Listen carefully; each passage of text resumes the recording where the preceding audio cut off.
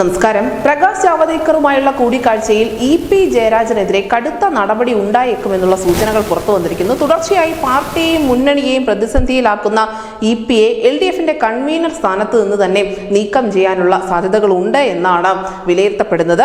ഇടതുപക്ഷം ജീവൻ മരണ പോരാട്ടമായാണ് ഈ ലോക്സഭാ തെരഞ്ഞെടുപ്പിനെ കണ്ടത് എന്ന് നമുക്കറിയാം. വോട്ടെടുപ്പ് ദിവസം തന്നെ ഇടതുപക്ഷത്തിന്റെ കൺവീനർ ആ പാർട്ടിയെ വലിയ പ്രതിസന്ധിയിലാക്കുകയും ചെയ്തു. ഇതിനെതിരെ കടുത്ത അമർഷമാണ് ഇ.പിക്കെതിരെ മുന്നണിയിലുള്ളത്.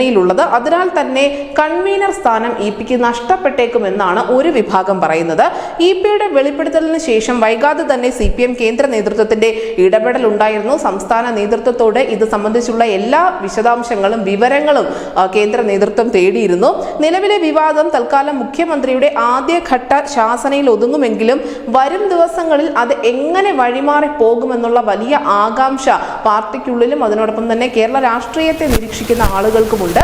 തെരഞ്ഞെടുപ്പ് ഫലത്തിൽ തിരിച്ചടി ഉണ്ടായാൽ അതിന്റെ പഴിയിൽ നിന്നും ഒരിക്കലും ഇ.പി. ജയരാജന് മാറി നിൽക്കാനും സാധിക്കില്ല. സംസ്ഥാന നേതൃത്വം ഇതിനുശേഷം കൈക്കൊള്ളുന്ന എന്ത് തീരുമാനവും ഇ.പിയുടെ രാഷ്ട്രീയ ഭാവിയെ തന്നെ മാറ്റിമറിക്കാൻ ഉതകുന്നതായിരിക്കും. പക്ഷേ അതിര് കടന്ന നടപടിയൊന്നും ഇ.പിക്ക് നേർക്കുണ്ടാവില്ല എന്ന് വാദിക്കുന്ന ഒരു വിഭാഗം കൂടിയുണ്ട്. കാരണം ഇ.പി. ജയരാജൻ വെറുമൊരു നേതാവ് മാത്രമല്ല, ഫണ്ട് ശേഖരിച്ച് നൽകുന്ന പാർട്ടിയുടെ A to Z രഹസ്യങ്ങൾ അറിയാവുന്ന അണിയറക്കാരൻ കൂടിയാണ്. ജാവദേക്കറെ കണ്ട കാര്യം ഇ.പി. ജയരാജൻ വെറുതെ അങ്ങ് സമ്മതിച്ചു തരികയുമില്ല. തൃശൂരിലടക്കം പാർട്ടിക്കുള്ളിൽ വലിയ വിഭാഗീയത ഉണ്ടായിരുന്ന കാലത്ത് പാർട്ടിയുടെ കടിഞ്ഞാൺ ഏറ്റെടുത്ത നേതാവാണ് ഇ.പി. ജയരാജൻ. അന്ന് ഇ.പി വെട്ടിയ പല നേതാക്കളും ഇപ്പോഴും ഉയർത്തെഴുന്നേറ്റിട്ടില്ല എന്നുള്ള കാര്യം കൂടിയുണ്ട്. VSന്റെ വിശ്വസ്തനായിരുന്ന കാലത്ത് തന്നെയാണ് ഇ.പി. ജയരാജൻ മറുകണ്ഠം ചാടി പിണറായി പക്ഷത്തേക്ക് വന്നത്. പാർട്ടി സെക്രട്ടറി പദം ലഭിക്കാതെ വന്നതിന് ശേഷമാണ് പിണറായിയുമായി അത്ര രസത്തിലല്ലാത്ത ഒരു അവസ്ഥയിലേക്ക് ഇ.പി. ജയരാജൻ മാറുന്നത്.